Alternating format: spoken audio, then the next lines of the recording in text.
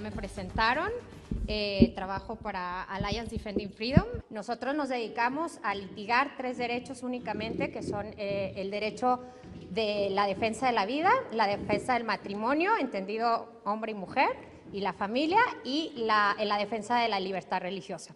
Mi responsabilidad, como ya les dijeron, es pues representar esta organización ante las Naciones Unidas y, bueno, quisiera comenzar platicándoles rápidamente que el por qué yo sé de toda, pues por qué tengo toda esta información, es porque justamente me ha tocado ser representante de México ante este organismo también y negociar algunos de los documentos que se dan a nivel internacional que después se convierten en ley para los países.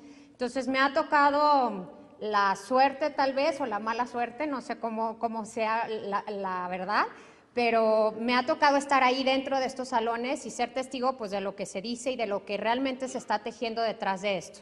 Entonces, bueno, pues vamos a comenzar un poquito describiendo cuál es la situación actual. La situación actual que ya todos estamos viviendo y que es ya muchas veces hasta normal para mucha de la gente es la siguiente, por favor. Es que estamos viendo que, bueno, hay debates en todo el mundo por la legalización del derecho al aborto como un derecho de la mujer a disponer como ella quiere sobre su propio cuerpo.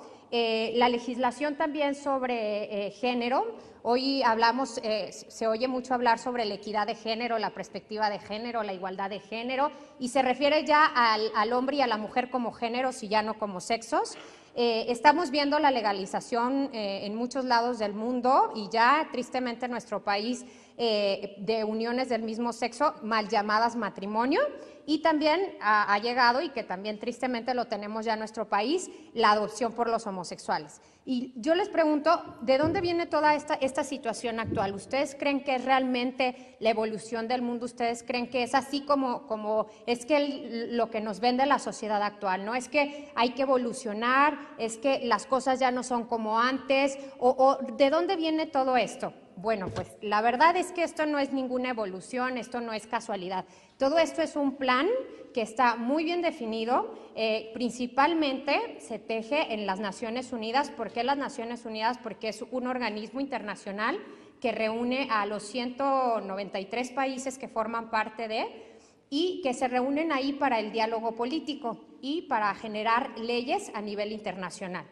Y además, en estas nuevas tendencias tienen mucho que ver las organizaciones no gubernamentales, pues son ellas las que han impuesto su ideología de alguna u otra forma dentro de las Naciones Unidas.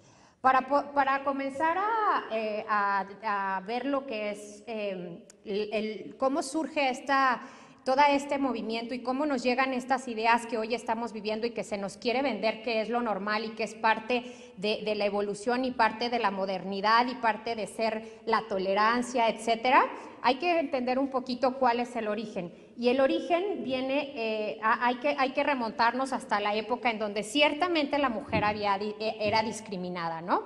Es verdad que hubo un momento, y así es como inicia toda esta lucha de lo que es el género, basado en una supuesta lucha por la búsqueda de la igualdad entre el hombre y mujer. Inicia, y yo digo, es cierto, inicia con una causa totalmente justificada. ¿Por qué? Porque en épocas antiguas la mujer no era considerada como una persona. No tenía el derecho a heredar, por ejemplo, no tenía derecho al voto y no tenía derecho en sí ningún derecho en lo que es el ámbito de la vida pública. Entonces inicia pues todo este movimiento feminista a buscar justamente pues el estatus o que se le considerara a la mujer una persona. Y aquí viene un punto muy importante que aquí vale la pena destacarlo. Se ataca mucho a la Iglesia Católica de que es una de las estructuras que mantiene como esta estructura, que al mantener esta estructura, como ellos lo llaman, de la familia, sigue ayudando al sometimiento de la mujer al hombre. Curiosamente, en estas épocas, cuando yo les hablo de lo que son los antecedentes, es justamente a raíz del cristianismo que se le reconoce el estatus de persona a la mujer. Cuando se dice que la persona tiene dignidad porque es una creación de Dios, entonces es cuando se le concede el estatus de persona. Nada más como un dato para que veamos cómo nos tratan de engañar y cómo transforman todas las ideas. Bueno, en el siglo XX, tristemente, estos movimientos empiezan a radicalizar sus posturas y comienzan ya no nada más a pedir el derecho al voto, el derecho a ser reconocidas en la vida pública, sino que se comienza a pedir el derecho al divorcio y sobre todo el derecho al aborto. Y en este momento es cuando surge el feminismo de género. El feminismo de género, siguiente, el feminismo de género tiene como fundamento la ideología de género, que a su vez tiene como objetivo la igualdad absoluta entre el hombre y la mujer. Y entonces aquí es justamente, y por eso subrayo absoluta, porque ahí es donde está el error de esta ideología, al querer considerar absolutamente iguales al hombre y a la mujer. Claro que somos iguales, eso es claro, porque los dos somos personas, porque poseemos la misma dignidad al ser hombre y mujer, pero no puede haber una igualdad absoluta porque nuestra naturaleza es distinta. Y este es el gran error de la ideología de género, que esta igualdad absoluta que propone y que promueve niega la naturaleza de la persona. Es decir, al querer que se trate igual a un hombre y a la mujer, ellas dicen que, ellas afirman que lo masculino y lo femenino son producto de la cultura, es decir, que son creaciones, nos enseñaron a ser hombres o a ser mujeres. Fue la cultura la que creó determinados comportamientos para la mujer. Y ciertamente hay cosas que sí han sido por cultura dadas al hombre o a la mujer, pero es cierto también que existe una naturaleza intrínseca a cada uno que lo distingue del otro, ¿no? Y entonces aquí lo que deberíamos de hablar, en vez de hablar de igualdad absoluta, nosotros hablamos de complementariedad, porque son dos seres distintos, igual de importantes, con el mismo valor, pero que se complementan. Se complementan en las funciones, y una clara prueba de su complementariedad pues la podemos encontrar en el matrimonio, ¿no? La creación, cómo es capaz de la unión de un hombre y de una mujer el dar vida. Para ellas no, para ellas niegan absolutamente que haya una psicología femenina, que haya una psicología masculina, y niegan cualquier diferencia que haya entre hombre y mujer. Yo asistí a sus talleres cuando inicié como en este trabajo, y en los talleres en los que ellas, los que daban o concientizaban sobre lo que es la ideología de género, decían, por varias dinámicas concluían que no había diferencia entre hombre o mujer, más que los órganos reproductivos, ¿no? Esa es la única diferencia que ellas consideran. Ellas están fundadas, o nace toda esta ideología nace en una pensadora de aquellos tiempos marxista. Su nombre es Simone de Beauvoir y su libro se llama La mujer no nace, se hace. En este libro justamente ella habla que la mujer, que la primera lucha de clases no fue entre entre los ricos y los pobres. Ella dice que la primera lucha de clases, igual que los marxistas, es entre el hombre y la mujer, y que entonces para poder acabar con esta diferenciación de hombres y mujeres, lo que tenemos que hacer es acabar con cualquier estructura social que considera esta separación. Y entonces dicen, ¿por qué? Porque mientras la mujer siga siendo parte de una familia y exista lo que es el matrimonio, pues entonces la mujer va a estar sometida al varón, y la manera como el varón somete a la mujer es por medio de la maternidad. Ellas lo consideran como una trampa. Entonces, como para ponerlo un poquito gráfico, para poner un poquito más gráfico lo que es la propuesta de la ideología de género, ellas dicen que hay que ver al hombre y a la mujer ahora para hacer las políticas, hay que ver al hombre y a la mujer desde una perspectiva de género, no se debe de hacer ninguna diferencia. ¿A qué se refiere esto? Cuando decimos desde una perspectiva de género es hablar del género humano, no hacer ninguna distinción. Y dicen, solamente así vamos a llegar a la igualdad. Como les decía, ya hay un error muy grave porque somos diferentes, no somos iguales. El hombre no es el que queda embarazado, aunque hoy se usa que se dice estamos embarazados y que qué bueno que compartan la maternidad. Físicamente la embarazada es la mujer. Entonces, ahí está el primer error, ¿no? Están tratando o están viendo a una persona que sí tiene diferencias desde una perspectiva que es absolutamente igual. Y entonces dicen, hay que verla como un género, el género humano. ¿Y cuál es la consecuencia de esta visión? Bueno, lo que trae de consecuencia es que cuando no hay una definición de hombre, de mujer, entonces esto da cabida a que pueda ser lo que tú quieras ser. Y se oye un poco exagerado, yo lo sé, y la siguiente lámina no me gusta mucho, pero se los pongo porque es lo que circula en las calles, es lo que ya circula tristemente en escuelas públicas de donde van sus hijos. Yo no tengo hijos, no tengo la dicha, pero sus hijos o de quienes están aquí, o sobrinos, hermanos, etcétera. Y es una realidad, ¿no? O sea, esta propuesta fue creada para darle cabida a lo que tú quieras hacer. La siguiente, por favor. Y entonces las laminillas que se usan para promover la educación sexual, una supuesta educación sexual, entonces ahora te muestran ya que tú puedes ser o escoger una pareja hombre-mujer, o ser lesbiana, o ser homosexual, o ser bisexual. Y esto no es todo. Los últimos datos muestran que ya van en 26 formas de género. ¿Cuáles son? Ni idea. O sea, lo que sí les puedo decir es que normalmente cuando se refiere, y creo que eso sí es muy oído aquí, cuando se refiere a los grupos de los homosexuales se llama los LGTB, ¿no? Sí, LGTB. Ajá. Ahora lo van a empezar a ver, y ya está, búsquenlo en internet y aparece, está LGTBQI. O sea, para que vean que esto va en aumento, no está parado aquí, y que esto lo único, o sea, es una propuesta que crea confusión, que únicamente es una perversión, como lo vamos a poder ver, y más que nada un medio para acabar con las estructuras, con la familia, y con la familia y con la maternidad. Entonces, ¿cuál es el objetivo de la ideología de género? El objetivo principal es terminar con toda estructura social que permite el sometimiento del hombre a la mujer, de acuerdo con ellos. ¿Cuáles son estas estructuras sociales?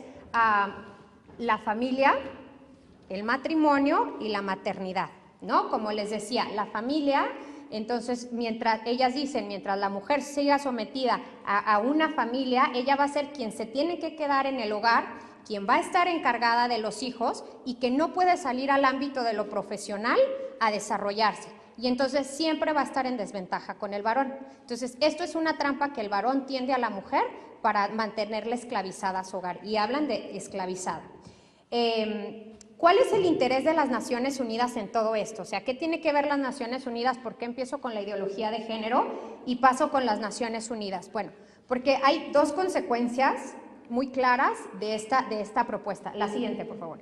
Hay dos consecuencias muy claras de esta propuesta. Cuando tú sacas a la mujer del ámbito del hogar y le dices no a la maternidad, caen los índices poblacionales, ¿no? Porque va a posponer la maternidad o va a decidir no tener hijos. Cuando tú promueves la homosexualidad, son relaciones que no pueden dar vida.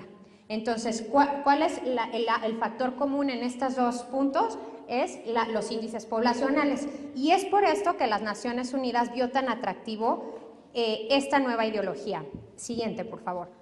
¿Por qué? Porque, como les decía, las Naciones Unidas es un organismo internacional en donde se reúnen los países, la mayoría de los países, no todos, pero sí la mayoría de los países, y mediante el cual se adoptan políticas que van a tener un impacto en las legislaciones locales de los países, ¿no? Hay que recordar que las Naciones Unidas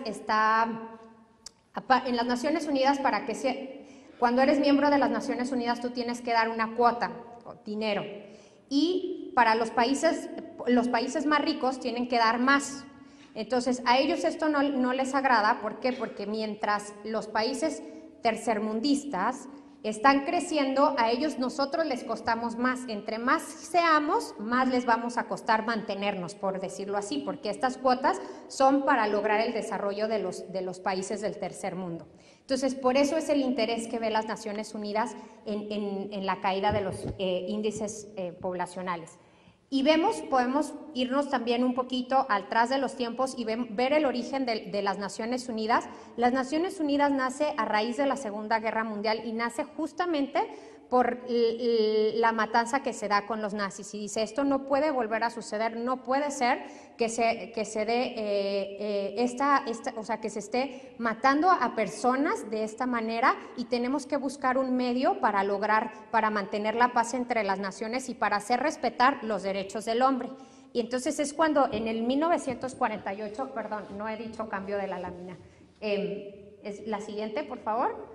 En 1948 entonces viene la Declaración de los Derechos Humanos. Si pueden ver la declaración, habla de derecho a la vida, protege el derecho a la vida, habla de la igualdad de todos ante la ley, nunca dice que hay una diferencia o de o de mujer o de hombre o de personas con otro tipo de pensamiento, protege expresamente el matrimonio, habla de la familia como el elemento natural y fundamental de la sociedad, y da una protección especial a la maternidad y a la infancia. Entonces podemos ver cómo es mentira cómo el fundamento de las Naciones Unidas no tiene nada que ver con lo que hoy se promueve en las Naciones Unidas.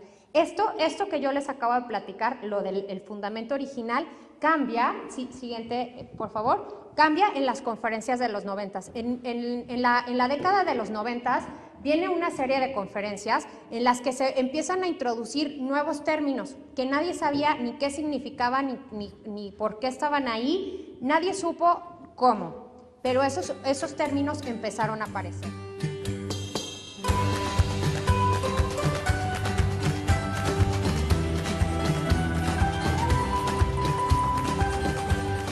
Está primero los derechos humanos de Viena, la Conferencia de los Derechos Humanos en Viena en 1993, la cual empieza a hablar de nuevos derechos y empieza a hacer diferenciación de derechos.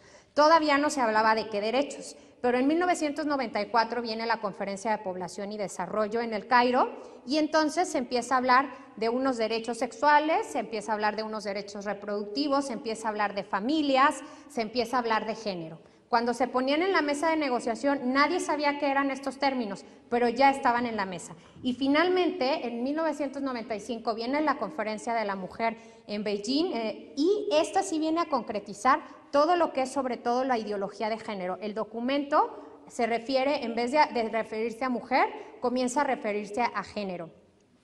Y comienzan a llamarse o a hablarse de los derechos reproductivos como un derecho fundamental, ¿no?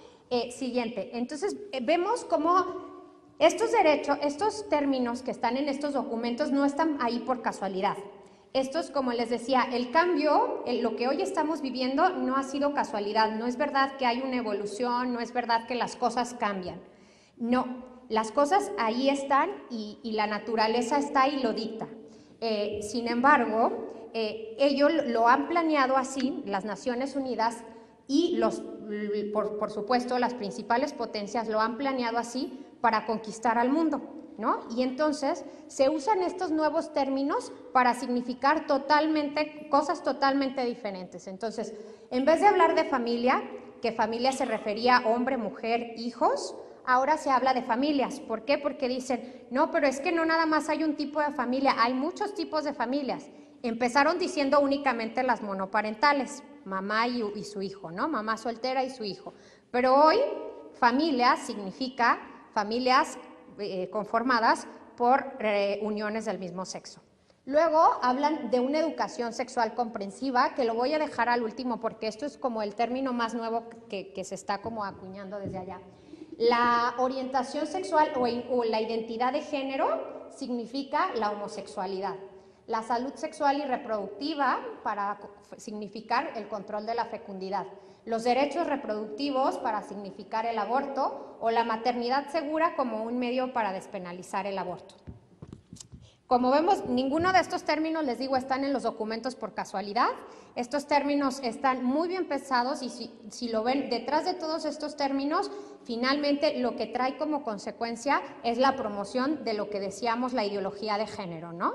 Que fue impulsada en el seno de las Naciones Unidas por medio de organizaciones no gubernamentales. Ahora, actualmente, les hablaba, actualmente, y esto está un poquito fuera, pero lo quiero tocar, porque justamente ustedes que son jóvenes y que están hoy aquí, son quienes deben de saber qué es lo que se está planeando y qué es lo que viene, el ataque que viene sobre todo dirigido hacia ustedes. Siguiente, por favor.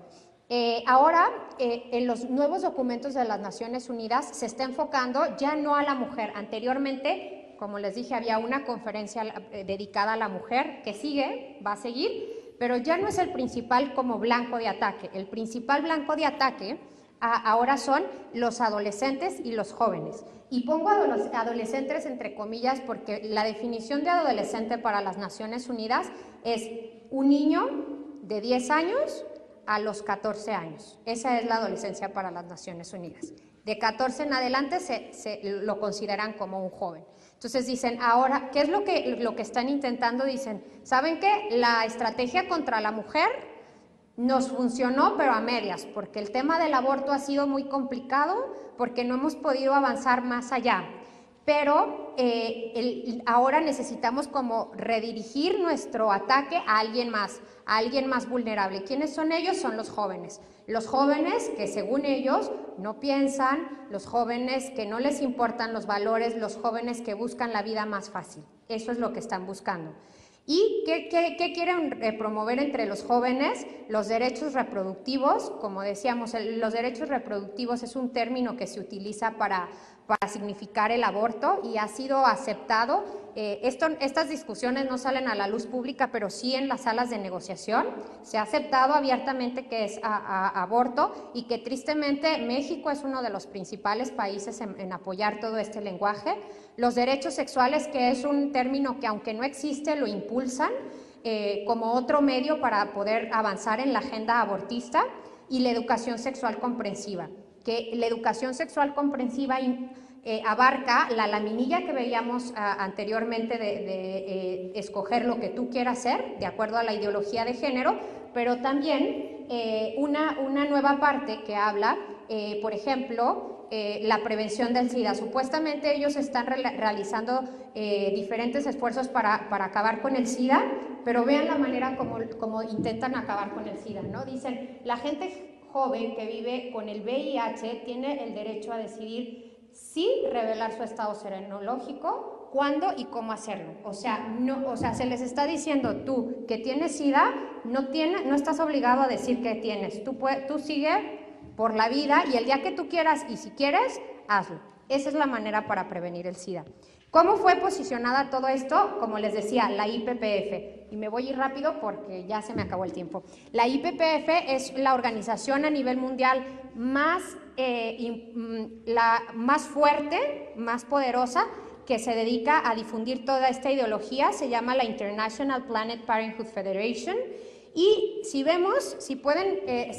leemos rápidamente lo que ellos promueven, vamos a encontrar todos y cada uno de los términos que yo les hablé que se contienen en los documentos de las Naciones Unidas. Ellos dicen que es un movimiento internacional que se dedica a garantizar el acceso a la atención de la salud reproductiva, de la salud sexual, y reproductiva como un derecho humano para todos.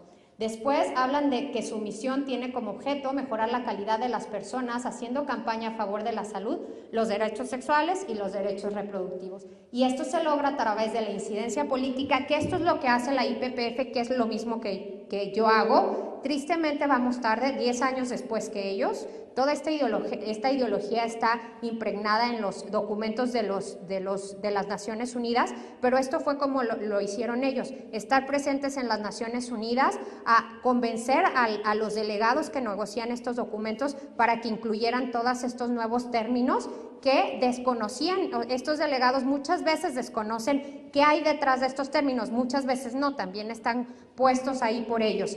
Y finalmente dice que defienden el derecho de los jóvenes a disfrutar su vida sexual libre de embarazos no deseados, o sea, aborto nuevamente. Apoyamos el derecho de la mujer a decidir terminar su embarazo de forma legal y segura, aborto nuevamente. Nos esforzamos para eliminar las infecciones de transmisión sexual y reducir la propagación y el impacto del VIH-Sida, lo que veíamos cómo lo están haciendo. La imagen que les presenté anteriormente es un folleto de la IPPF que presentan en las Naciones Unidas. Siguiente. Hay un video, la verdad, creo que ya se acabó el tiempo, no sé si los pueden, rapidísimo, es muy breve, se los voy a decir. La IPPF tampoco es que está por los derechos de la mujer, eso es un engaño, lo cual a mí me llena de rabia como mujer, que quieran decir que están buscando una situación mejor para nosotras. Esto no es cierto, esto es porque ellos también como organización tienen un interés particular, y van a ver en el video cómo habla una persona que hoy está en un juicio en el que estamos llevando como la organización para la que trabajo, y ella testifica como es verdad que en la clínica únicamente se da una supuesta educación sexual en la que se les enseñan a aborto, en la que enseñan todos estos términos que acabamos de ver, en la que se les dan anticonceptivos que son defectuosos para que vayan a practicarse el aborto y para que para ellos siga siendo un negocio, porque cada aborto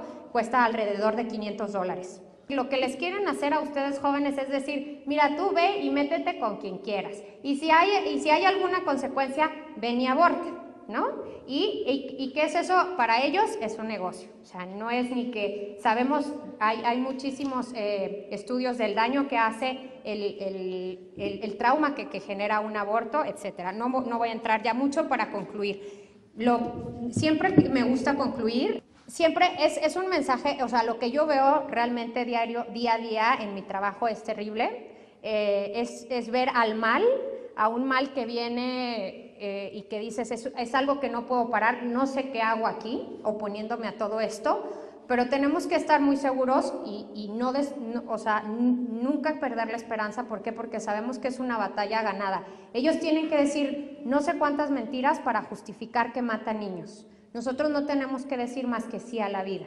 Ellos tienen que decir no sé cuántas mentiras para decir que el derecho a la mujer, nosotros, la naturaleza lo muestra, lo mismo para el hombre. Entonces, hay muchas cosas que están de nuestra parte, que no está perdido para nada, que sabemos además que la batalla está ganada, que la guerra está ganada, pero que a nosotros nos toca librar estas pequeñas batallas y hacernos conscientes de lo que está pasando, que no es una casualidad, que no es para beneficio nuestro, sino que sigue siendo para beneficio de unos cuantos. Eso sería todo, y bueno, la invitación, para mí siempre me inspiró este trabajo, a realizar este trabajo el Papa Juan Pablo, y la invitación pues es esa, ¿no? A ahogar al mal con abundancia de amor.